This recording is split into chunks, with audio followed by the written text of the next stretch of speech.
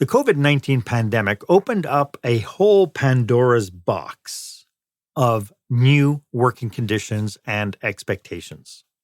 As leaders struggle to get back to normal, there has been a ton of pushback from their employees asking, why would we want to do that? Insisting that people return to the office is driving some of your best people away. So how can you, as a leader, adapt to leading a remote workforce? And that's what my guest and I will be discussing today on Experienced Leadership.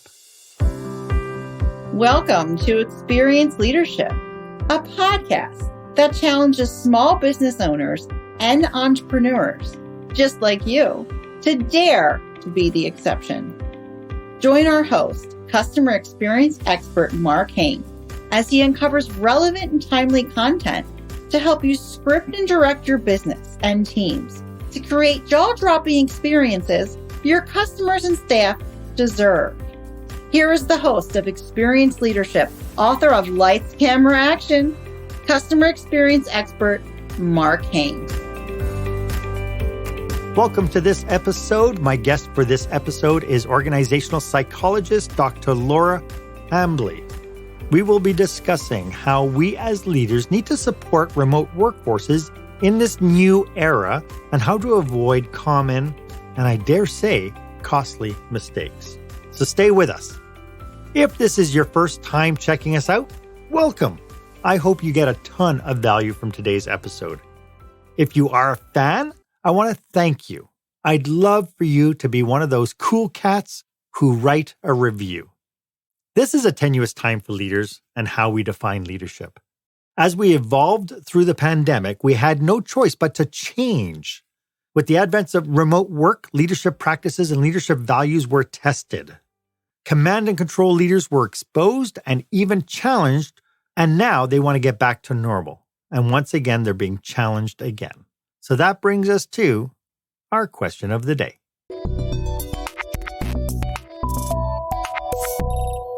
So how has your leadership style changed while leading remote workers? I'd love for you to put your response down wherever you're consuming this information in the comments section. Let us know what your thoughts are and make sure that you hashtag it Experienced Leadership. I'd love for you to be part of this conversation. I am thrilled to have Dr. Laura Hambley as today's guest. Dr. Laura is an organizational psychologist, keynote speaker, business leader, author, and the podcast host of Where Work Meets Life. Dr. Laura is a thought leader on the evolution of work and understands the intersection of business and people and is a sought-after thought leader on workplace psychology and career development. Dr. Laura's area of expertise includes things like leadership, team and culture development, organizational remote hybrid workplace successes, and mental health, developing resiliency through turbulent times. She holds a Ph.D. in industrial organizational psychology from the University of Calgary, where she is an adjunct professor. Dr. Laura, welcome to the show. It's so great to have you. Thanks for having me, Mark. It's awesome to be here with you. Before we get into today's topic, could you just dig a little bit deeper in how you serve your clients? Sure. So when I think of clients, I think of two different types of clients. One is organizations, and I've worked for 22 years plus now with organizations, small to large, public, private. And the great thing about org psychology is we have so much diversity in the types of clients we work with corporately. And I love working with corporate clients, but I also like individual clients where we can work deeply one-on-one. And one of my niches is strategic career planning for people who are in mid-career, for leaders who are navigating their own journey in terms of what they're going to do next in their career.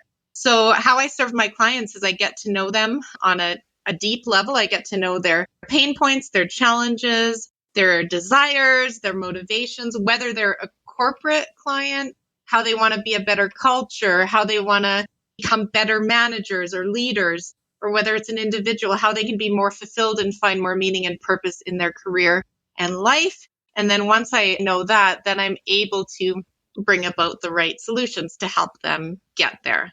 Lovely. And it's so hugely needed today. I think in no time, in leadership history, really. When you think about, like, I'm a baby boomer, so I grew up in, the command and control, and then we went into knowledge worker age, and now we're in a relationship leadership age. No time have I really seen such a high demand on leadership shifting and learning new skills as I have through the pandemic and what I like to call the almost post-pandemic era. Why is today's topic so important to leaders, to the future of business, to the future of really corporate culture?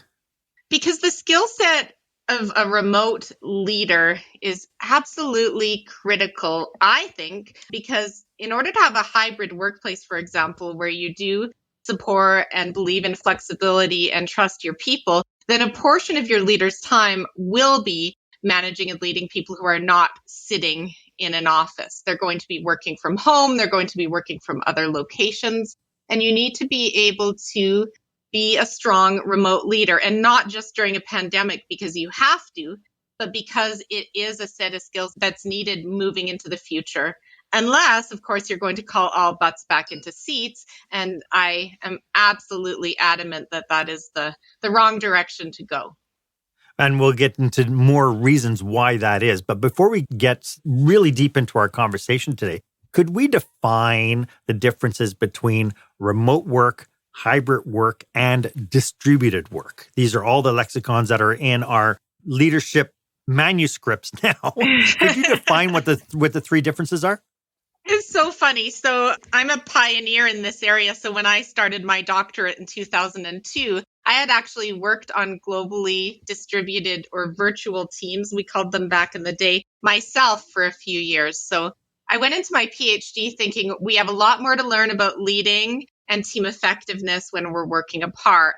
So my business partner and I came together and we created Work Evolution, which was a startup around how we can assess leaders, teams, and individual contributors to thrive in this way of working. And we sat down at a conference it was actually in Hawaii that year. So it's the Society of Industrial Organizational Psychology. So, large crowd, thousands of people come together. And that year it happened to be in Hawaii.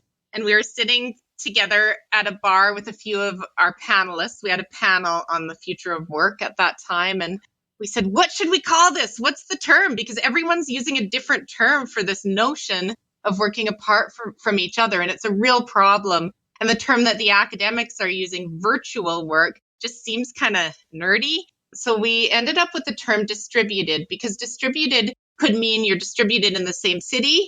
It could mean you're distributed across the world, or anything in between. And that was a beautiful term. And although maybe not everyone likes that term, it's the term that we found resonated with a lot of people and captured all these ways of working, whether it was telework, activity-based work, agile work, flex work, telecommuting, virtual work, blah, blah, blah. So we would have all of these different terms around this distributed word. Pandemic hits. This term hybrid wasn't even around back in the day when we were doing all of our terminology. It's a term that's cropped up, but to us, hybrid is just like a buzzword for when people are working a mix of home, office, and other locations. So to us, it's synonymous to distributed work.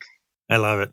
Really all interchangeable, really, at the end of the day, except for the hybrid one where it's an actual intention of being able to have like mixed locations. I've talked to a lot of people who have now been forced back to work. They're not happy.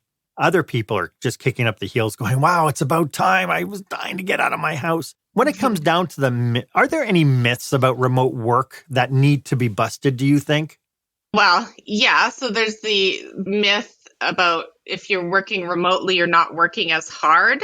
And that myth has been refuted by a lot of data, including a big study by Microsoft that found people were I think it was about 20% more productive working remotely. So we look at that, and we've looked at a whole bunch of different studies, actually, and we really have found that, okay, they're more productive on average, but that's on average. And the thing that we need to know is not everyone is wired the same way. And when we created the distributed work profiler, it was a personality profile of what makes Mark a really strong fit for remote work and what makes Laura more of a moderate fit. And what makes Tom more of a poor fit? Like, what is it that differentiates the three of us? And we were able to nail the 11 personality traits scientifically that predict whether someone is high, moderate, or low, and then how to navigate that. And the pandemic taught us that whether you're a strong fit or not,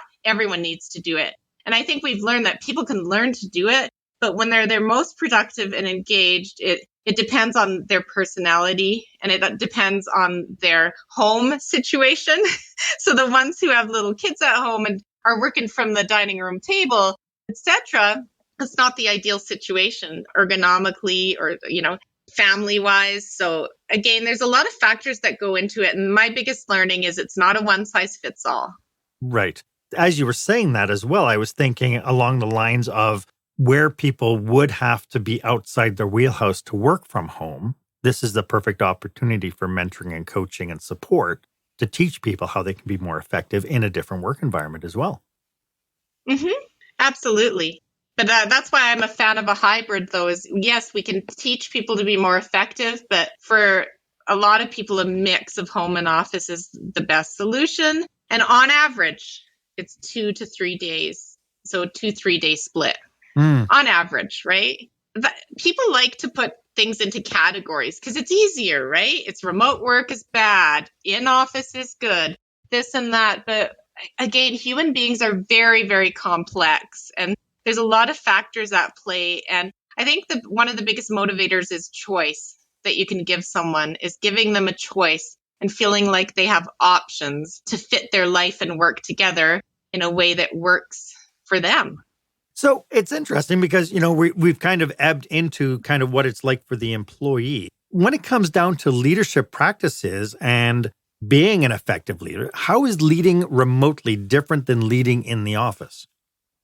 Leading remotely takes more preparation and more planning, and it takes more skilled communication strategies through using different communication media. So what that means is learning the bells and whistles of Teams or Slack and learning when to choose picking up the phone versus a text-based communication versus the overload of email that we all get. So really understanding, okay, I have this communication or I have this task or this meeting. What platform does it belong on, including the face-to-face platform?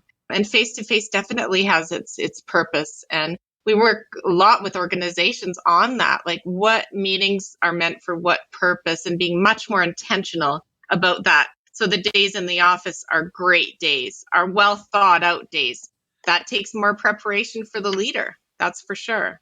Yeah, it's not a question of just come back to the office and we'll just hang out and just do your work and we'll see what happens next. I do know when the pandemic hit and remote became a big thing, one of the challenges that a lot of people were talking about was the fact that we lose kind of those fly-by-night water cooler creative collisions that happen while making coffee or, having lunch or whatever. Do you think that that's part of that planning process you're talking about? Oh, yeah, definitely. And it's those days in the office where you do want to have those lunches, those collisions, those brainstorming sessions. I would argue, though, that different people create and innovate in different ways. And some people do so, they're at their best when they have focused time to do so.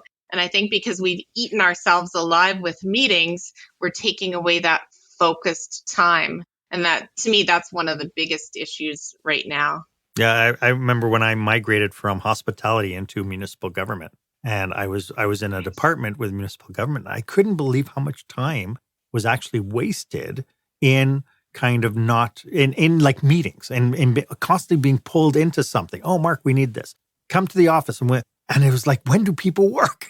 How do they get work done? And so to your point now, I think we've learned to be really intentional with putting together Zoom meetings or team meetings to make absolutely sure we have agendas and that sort of thing. But I still find that the face-to-face stuff is still very much challenged. Mm-hmm. In terms of inefficiencies? Yes. Like it becomes, oh, you're here, so let's have a quick ad hoc meeting without an agenda or, And I just find that people are pulled in so many different directions that way. Yeah, I think so, right? And again, it's easy when I can say, hey, Mark, pull you over, pull you aside. And all of a sudden your day is full of interruptions and it's not a very strategic use of time. At the same time, we need to have a bit of flexibility for the ad hoc. But one of the bigger challenges too is the leader who has Mark in the office, but some of the other team members are remote, making sure that Mark's not getting treated in a different way and having sidebars that the others aren't aware of. So I see that problem happening a lot too.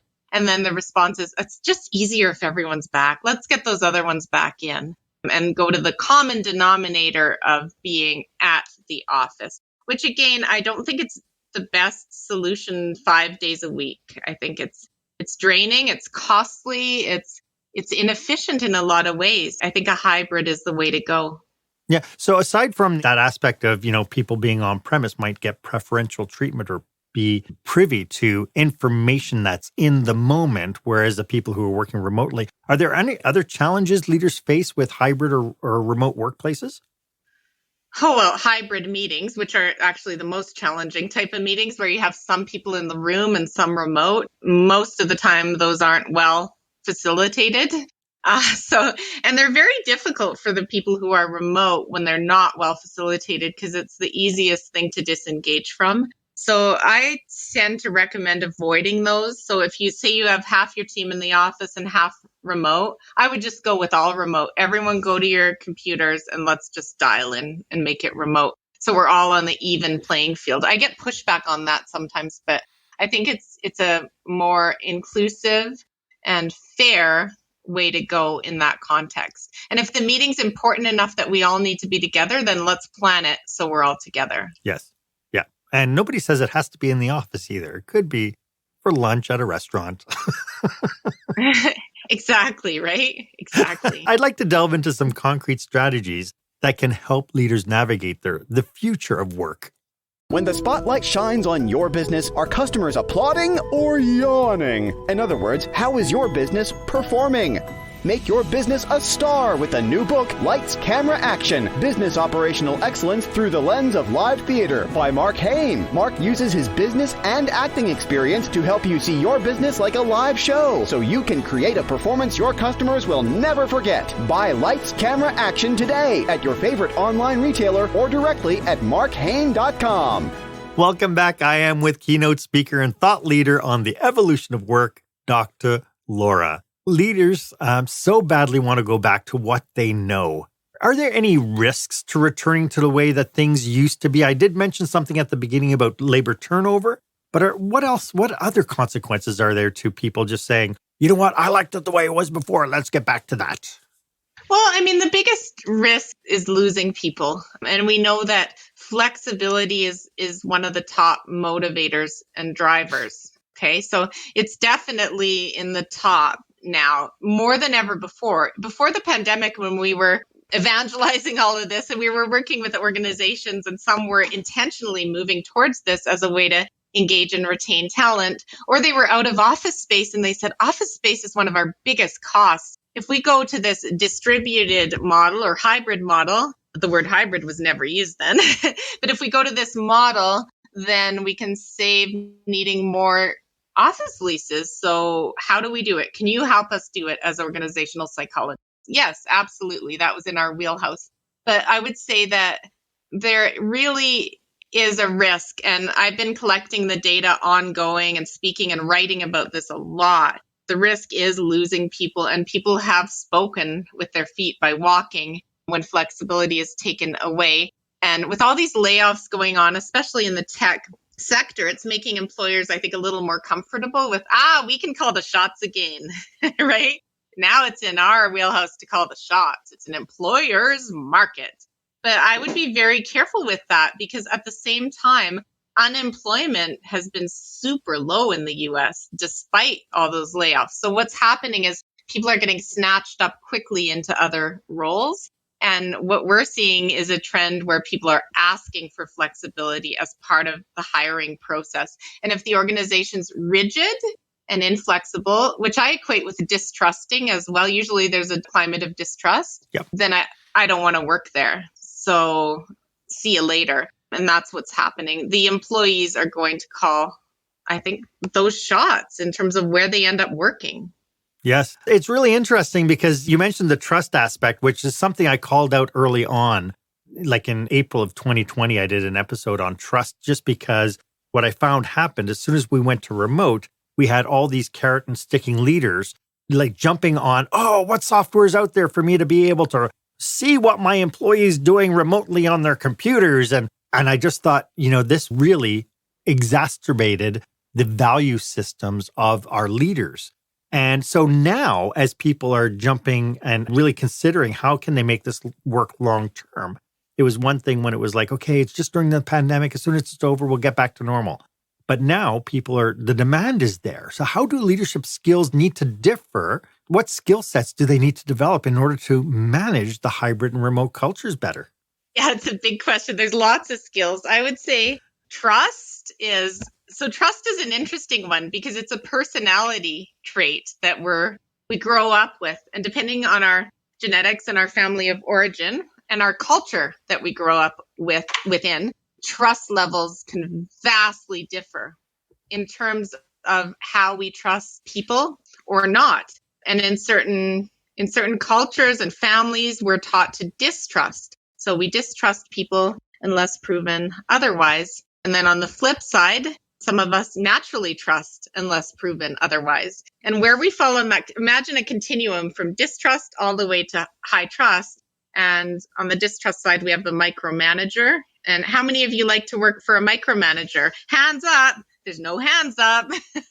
So it's personality, but at the same time, recognizing where you are on that continuum, which is something that we assess on, and then what you can do about it and greater awareness of it. So, okay, I'm naturally distrusting, but how can I mitigate that so I don't totally demolish the motivation of my team? Yes. And so it too would require a lot of humility in understanding that that kind of trait might be ineffective in the environment.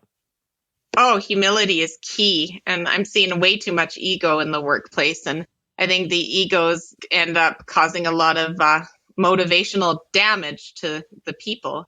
So a great culture has, minimal ego at play. And we all have egos, don't get me wrong, but when you lead with ego, you tend to lead with control, with fear, with distrust. Yes.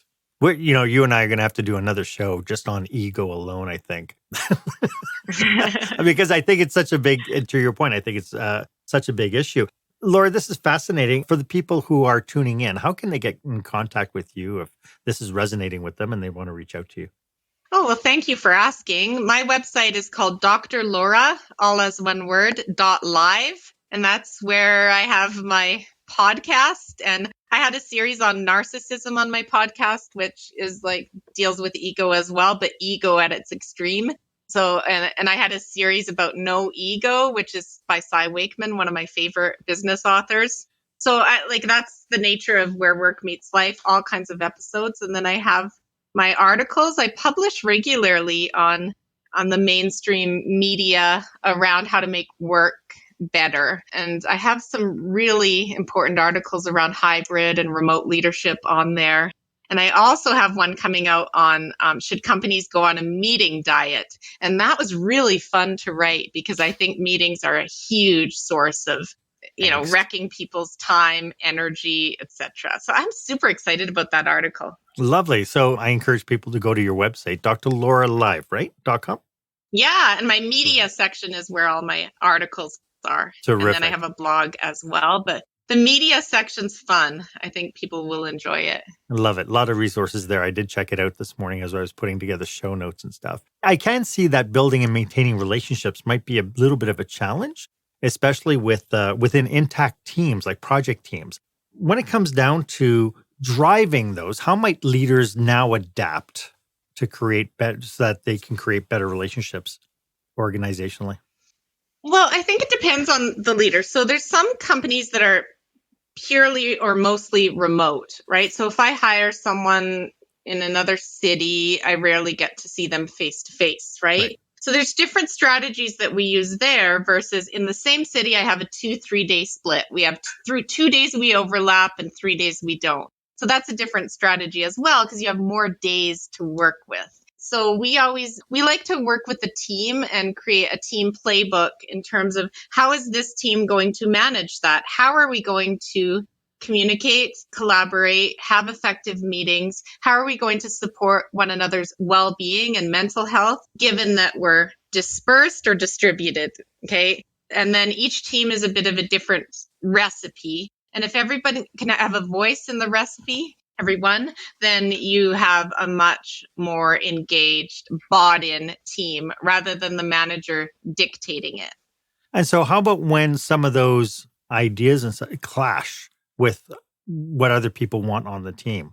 To your point, you said there are different people with different personality types. How does one find kind of that common place where everybody can then still work together, even though you might have somebody who's like, I can't stand Zoom meetings, and other people are like, I can't stand having to drive 45 minutes into the office just to sit and have a meeting. How does one mitigate that? It's tricky, and that's why leadership is tricky, right? You can't please everyone, but you need to make sure everyone has a voice and their needs are considered. Mm-hmm. And you need to balance that with the needs of the business and the profitability and the performance. And we don't want to lose sight of that.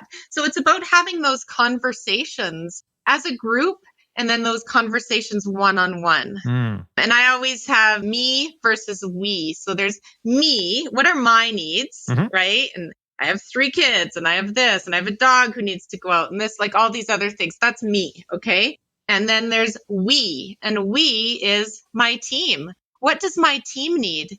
Maybe I have a teammate who's isolated and lives alone, and coming into the office is a huge source of social connection for them. I'd be happy working 100% remote, but my teammate, thrives in having that team connectedness. So it's not just about me, it's about we, and it's about both. So I think through the pandemic, when I noticed a lot of focus on me, and organizations were really pining to that too, in terms of people are fearful, people are scared, people are, okay, that's true. And there's a lot of anxiety and a lot of mental health issues. And there still are, by the way. That's another podcast topic. But I would say there was too much on, okay, let's try to please everyone. Let's do me. But then they found out, wait a minute, we can't, or we're going to lose the focus on the collaboration that we need and the days together that we need as a culture.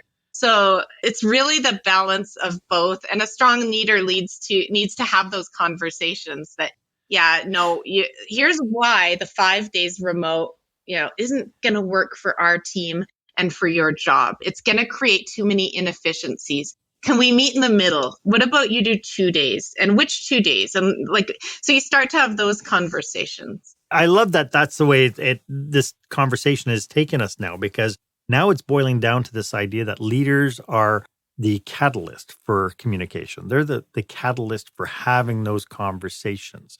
I find all too often, especially pre-pandemic, leaders were given way too much on their plate to deal with that they couldn't actually work with their team members, right? That they didn't have time to do one-on-ones once a week with their team members. And now the big focus is on, especially with the changing dynamics of hybrid and remote working, that communication now is the number one skill that they are required to develop and to move forward with.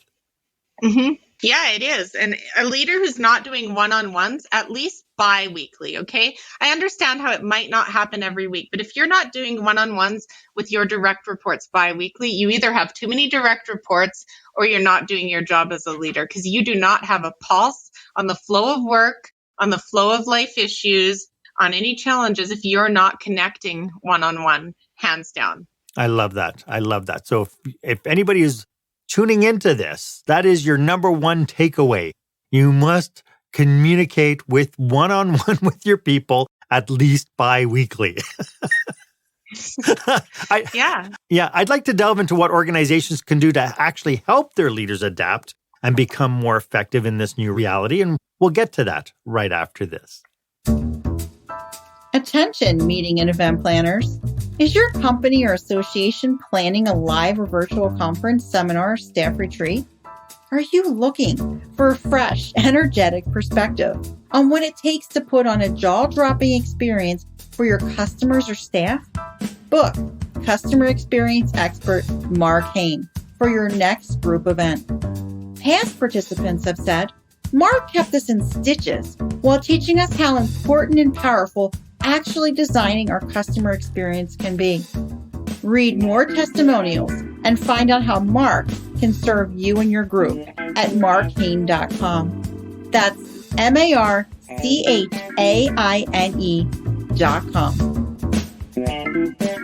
Welcome back. I am speaking with organizational psychologist Dr. Laura Hambley. We're having an absolute amazing conversation.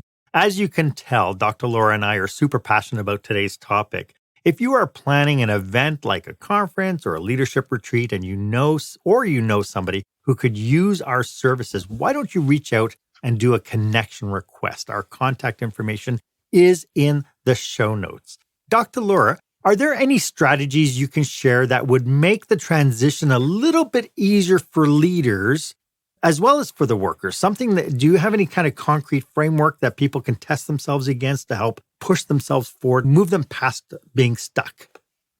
I mean, my biggest thing is always about continuing to gain self-insight as a leader. And what I hear sometimes is, oh, that hybrid workplace, oh, we got that. We figured it out. We have a 2-day split. Everyone comes in these 3 days. It's all figured out.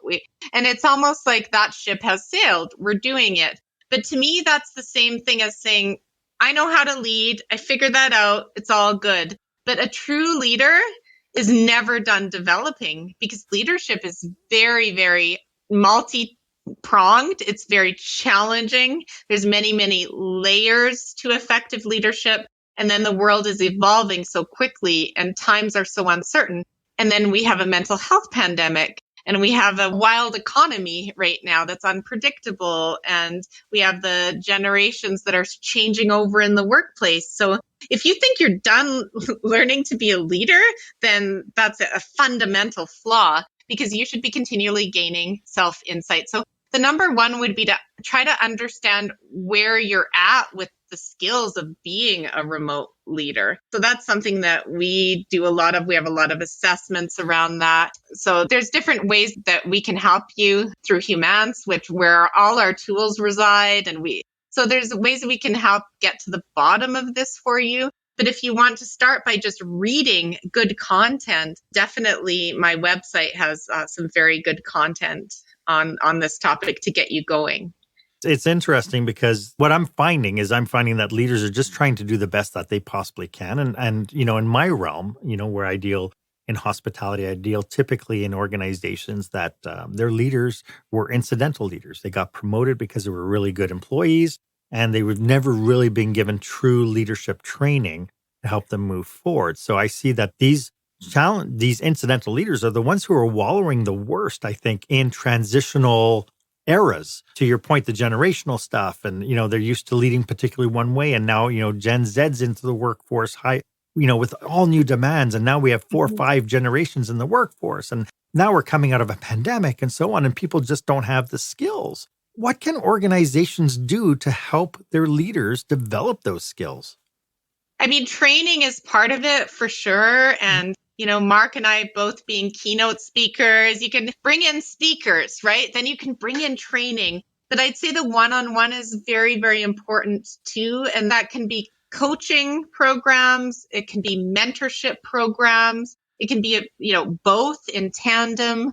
But I think communities of development within organizations where you come together with other leaders and you share the challenges and you talk about what's going on, because leadership is hard and you need almost a support group as a leader, because just when you think everything's fine, then, oh my gosh, that person just quit, or I'm dealing with a mental health challenge on my team, or, ooh, there's a nasty conflict going on, or, there's always something. There's never quite a dull moment for leaders. At the same time, if you can have a sounding board and if you have good intentions and if you actively listen and you develop your empathy muscle, and those things will all go a long way in making people want to work for you.